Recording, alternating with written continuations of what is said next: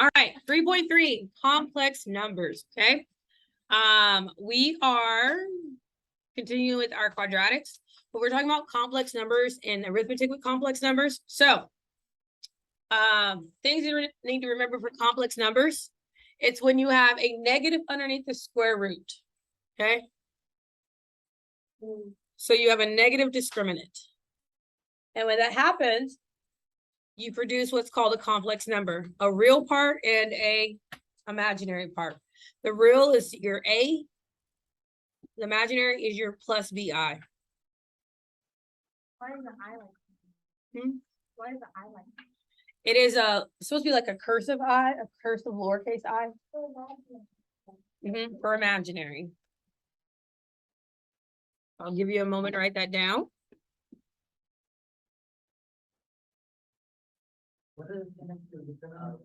I wasn't sure if I spelled it right, so it says SP question mark. Yeah. So the discriminant. The thing is, I didn't spell it right either. I put like an L. Never mind. L. Yeah, because I took it. All right. All right, so A plus BI is the format of our complex numbers. Any questions so far? We're going to go through adding, subtracting. It's called algebra. Why? Because we can't do arithmetic all of our lives. Otherwise, we do things the long way. As long as also because other people said bringing up that number, there are 11. It's just there's so many variables that are unpredictable. So you had to come up with a system in order to weigh those variables. If you didn't have variables in math, letters in math, none of your devices would work. That thing would be able to be coded, nothing would be able to be programmed. So without those letters in math, you would be still using rotary phones. All right, here we go. So here we have the square root of negative 100. So if I look at the square root of negative 100, well, 100 itself is a perfect square, right? So then therefore, we could take the square root of 100, which is just what would just be the square root of 100? 10. But because of this negative, it wouldn't be just 10, it would be 10i. Does that make sense? Okay. Now, if you're taking the square root of negative 11, so the square root of negative 11, is 11 a perfect square? No. So all you're doing is you're going to have to put the I, but you're going to leave it as square root of 11. That's it.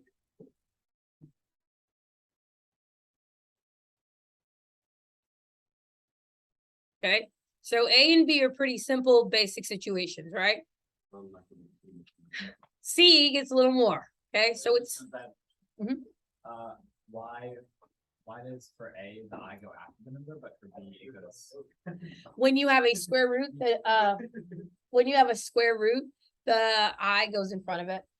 That's just like Yeah. When you simplify a radical, what you simplify goes in front, what stays goes underneath. Because a lot of times if you put it after, people mistake it for being underneath the radical. So, all right. So here on C, the first thing I have to do is acknowledge the fact that negative 8 can be simplified, right? So if I have the square root of negative 8, well, the square root of negative 8 is the same thing as saying the square root of 4 times the square root of 2 times the square root of negative 1. Out of these three expanded forms of negative 8, which one is a perfect square? 4. So we know the square root of 4. And what is the square root of 4? 2. Okay. The square root of negative 1, that's I. So when you just have the square root of negative 1, that equals I. So the square root of negative 1 is I. And then who doesn't have a perfect square? 2. So it stays inside. All over 2. Now you're not done, and the reason why you're not done is because you're. Why do you have to multiply by square root of 1? You made that negative. Well, because I wanted you to know why I put an I there, because negative 1, square root of negative 1 means equals I.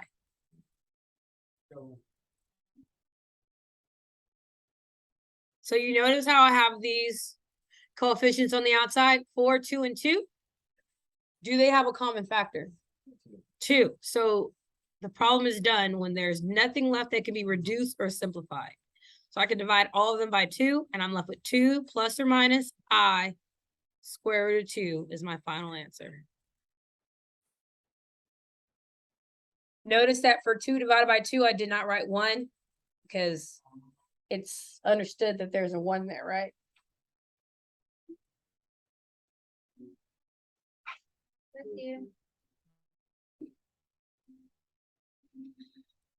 All right, questions so far?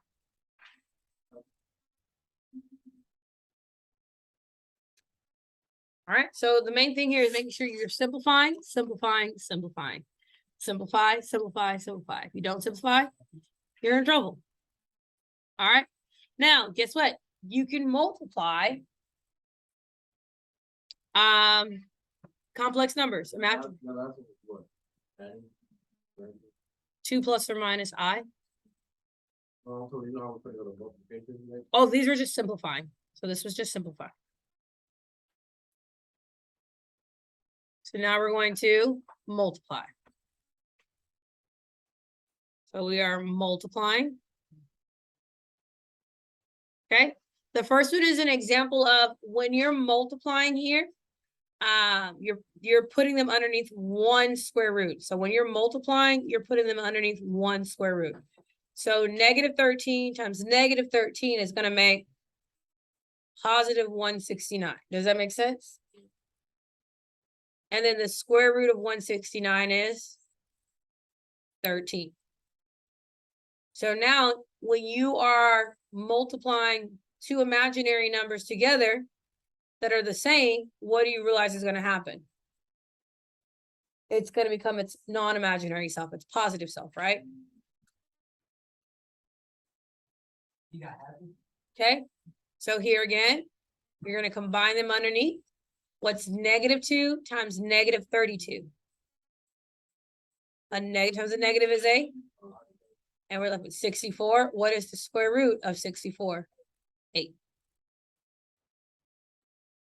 Yeah? Doable? So again, when you're multiplying, you're just putting them into 1 and simplifying. Questions, comments, concerns about multiplying? Okay. All right, now we're gonna talk about adding. When you're adding, it's combining like terms is all you're doing. So for adding and subtracting, the key thing to remember is combine like terms. Okay, when you're adding and subtracting, you're combining like terms. So here, I don't need to distribute the plus because if I distribute a positive, everything is still going to stay what? Positive, right? So you're going to combine. I'm going to combine my real, what is negative 2 and 6? 4. Then I'm going to combine my imaginaries. What is 1i minus 2i? Negative 1i. And so then that would be your answer. Okay, so again, we're combining like terms. No, you don't. It's understood. All right, on example B, before I can combine, notice that there's a minus in front instead of a plus. So when I distribute, it does change the value. Does that make sense? So it becomes negative 3i minus 4 plus 5i. Did you distribute in the first one too? I did, but I said, did it change the sign when I distribute a positive?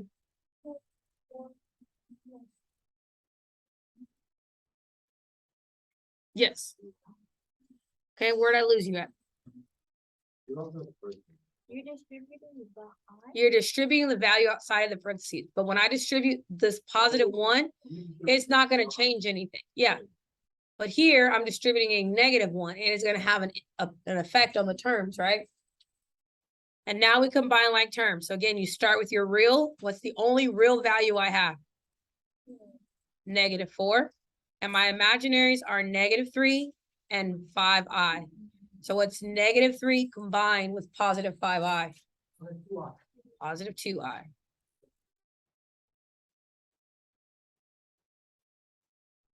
Okay. How do we feel about addition and subtraction? In the middle, is that a negative five? I was showing that it's a minus, which means that it's a -1 being distributed. Questions, comments, concerns about addition and subtraction with complex numbers?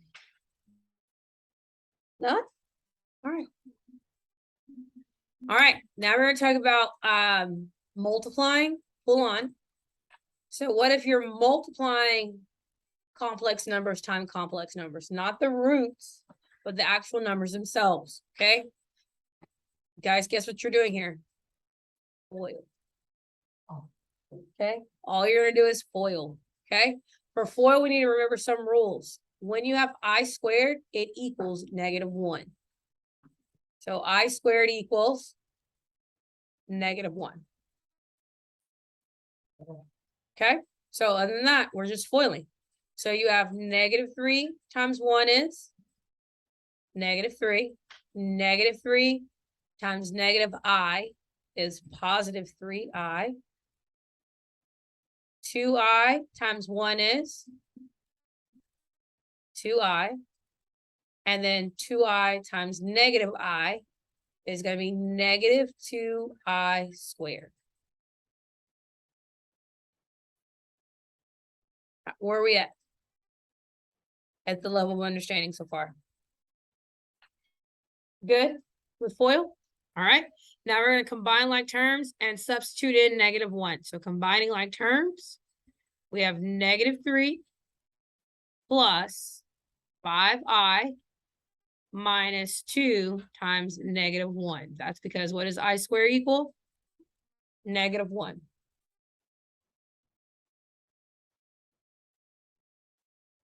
So now we keep simplifying. So -3 plus 2. Why is it plus 2? Because a negative times a negative makes a positive. And so what's -3 plus 2? -1, and then plus 5I. And that's how you multiply complex numbers. The I is always a number. It's your real, then your imaginary. Your real, then your imaginary.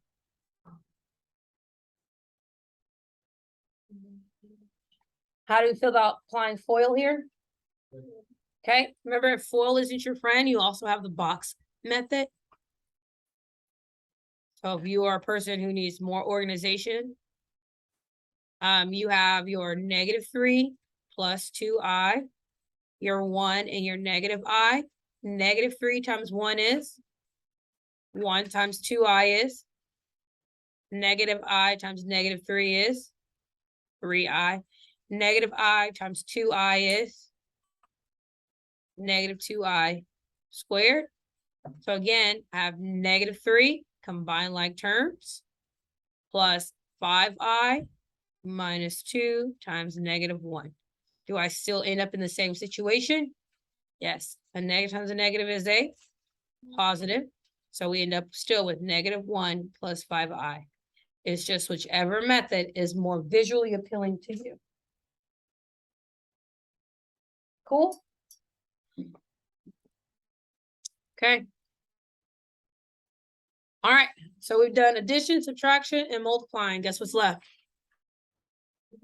Dividing, okay? When we are dividing, it's actually, we are,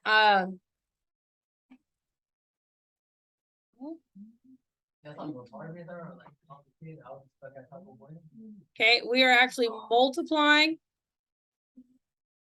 by the conjugate. Okay? So the conjugate is the opposite of what's already there. So for example, the conjugate here of our denominator, notice how it says 3 minus I? The conjugate would be 3 plus I. Oh. What? Who are you talking to? Oh, no, I just something things in my head right now. Oh. Okay, so your conjugate is 3 plus I. Again, it's the opposite of what's happening. So if it, and you'll see why.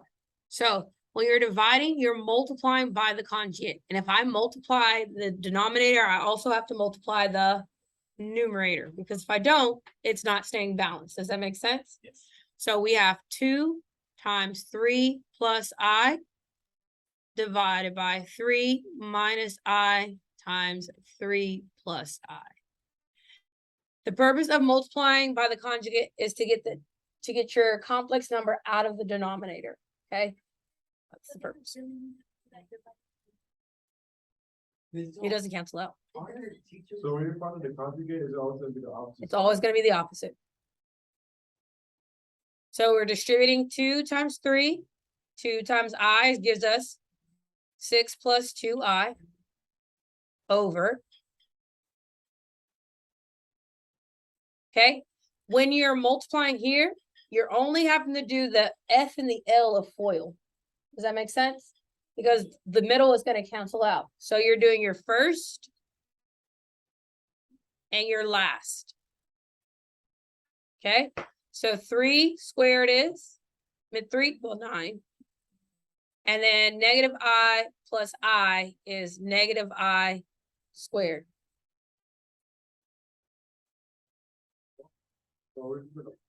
You just do, when you have the opposites and the conjugates, you're just doing the first and the last. You don't do the O and the I. Because they're going to cancel each other out. That's why the purpose of them multiplying by their opposites. Okay, so I squared again means what? I negative 1. So this means I actually have a negative 1. So a negative times a negative is a positive. So I'm left with 6 plus 2I over 10. So you double check. Looking at your coefficients and constant, do they have a common factor? 2. So I have to divide everything by 2. Oh, that got weird. That got real weird, but we're gonna keep rolling with it. So it's 3 plus 1I over 5. Okay, on your what's that thing called? Homework. I think they make you separate it, so you may have to write it as 3/5 plus I over. Yeah, bro, the whole 5. thing's so dumb sometimes. Okay. Like, I'll type the answer one way and just. Yeah, I think they make you separate it so that it's true, real, and complex. Okay, so just be mindful of this on your homework. They make you separate. All right, how was division?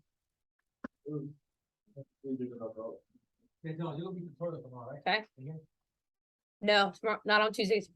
Mondays, Wednesdays, Thursdays. Perfect day. Yeah. Tomorrow's a student council. Tomorrow's student council. All right, next. So this is just kind of like your eye chart. How the eyes work.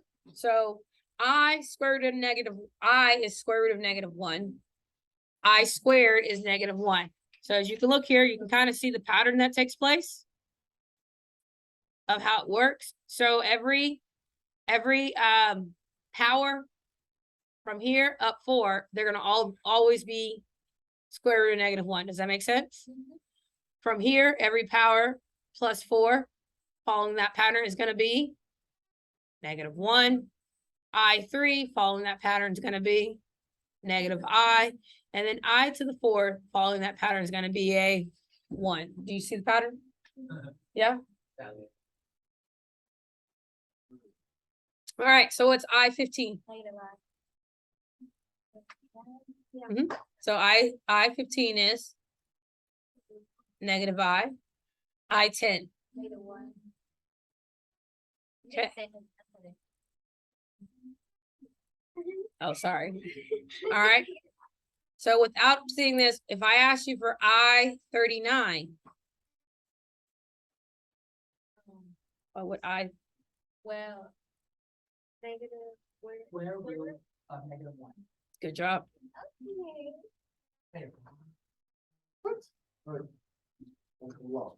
Tell them why I want, Oh, can I add a 4 after 35? and that's how we get 39. And what column does that fall under? The -1, the square root of -1 column. That always four. It's always pattern 4. What'd you say? So I to the 1, what's 1 plus 4? What's 5 plus 4? What's 9 plus 4? So everything in this column going up by powers of 4 is what? Square root of -1. Here, 2, 6, 10, 14, 18. Everything in this column goes up by is gonna equal -1. Everything in this column equals -I. Everything in this column equals 1.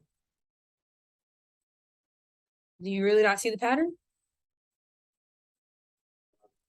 I'm gonna have to let you stare at it for a while then, because I don't know how else to point it out to you.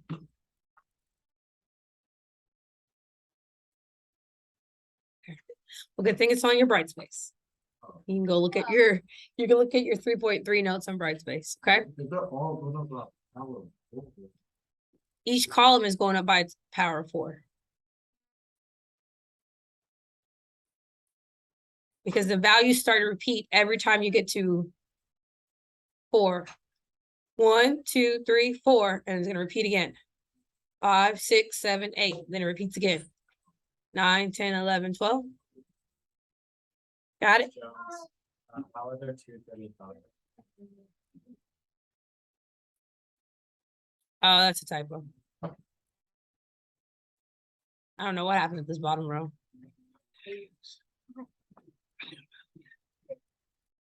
Ignore that bottom row. All right, next, solving quadratic equations. We're going to talk about, so we've talked about factoring, we've talked about using the quadratic formula. The last thing that I have to show you is graphically, which I hate showing, but it's okay. That's why we have graphing and non-graphing test. All right, so graphically, when you're given this and it says equal to 0, there's a couple ways of solving it. I'm going to reset my calculator because I've been doing other things in it. After I reset my calculator, I'm going to go to y equals, and I'm going to put in x squared plus 4x plus 5. So x squared plus 4x plus 5. Okay? And I'm going to put in 0 because that's what I'm looking for. I'm looking for my zeros. Now, can you do this outputting? It's your variable key is next to your alpha button. So I'm going to hit graph, and it's going to graph the function. And I'm like, oh, okay. Well, does this ever equal 0? No, it does not ever equal 0. So since this is never equals 0, that means that I can't use the calculator to solve this because it's imaginary. Does that make sense? Its intercepts are imaginary. So I tried the calculator. Did it work? No. So that means I have to do the quadratic formula or completing the square to solve it. So whichever one you want to do is up to you. So I'm going to model it with completing the square. So if I chose to do completing the square, I'm going to subtract 5. Because first step is to move your C term. So we're left with x squared plus 4x equals -5. After I subtract 5, I'm then going to find my magic number. Remember, your magic number is your b divided by 2 squared. So in the case of this, it's 4 divided by 2 squared, which is just 4. And then you're going to add the 4 to both sides. So we have x squared plus 4x plus 4 equals -5 plus 4. The reason why we have to do it to both sides is because if I don't, will it stay equal? Nope. The last step, well, the second to last step is to factor and simplify. So what multiplies to give me 4, but adds to give me 4? What's my magic number? My factors? 2, right? 2 plus 2 is 4. 2 times 2 is 4. So we have x, and it's going to be squared. What is -5 plus 4? -1. Your last step is to solve for x.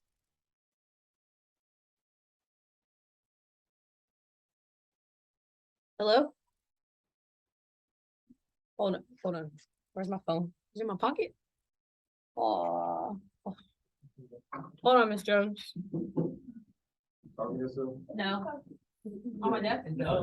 Alright, so once I get here, I then have to get x by itself. So I gotta take the square root of -1. And what happens when I take the square root of? What happens when I take the square root of -1? It becomes, what's the square root of -1? I. So we take the square root of -1. My pen is doing weird things.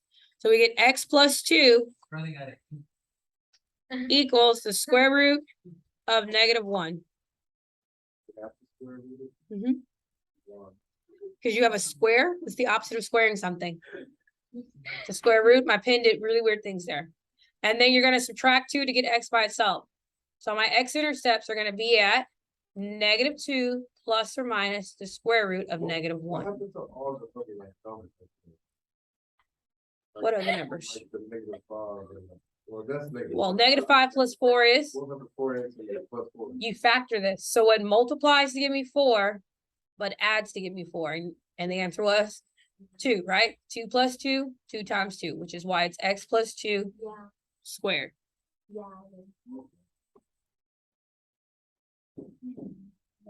Okay, so then here, I ran out of room. So my final answer is -2 plus or minus I, because what is the square root of -1?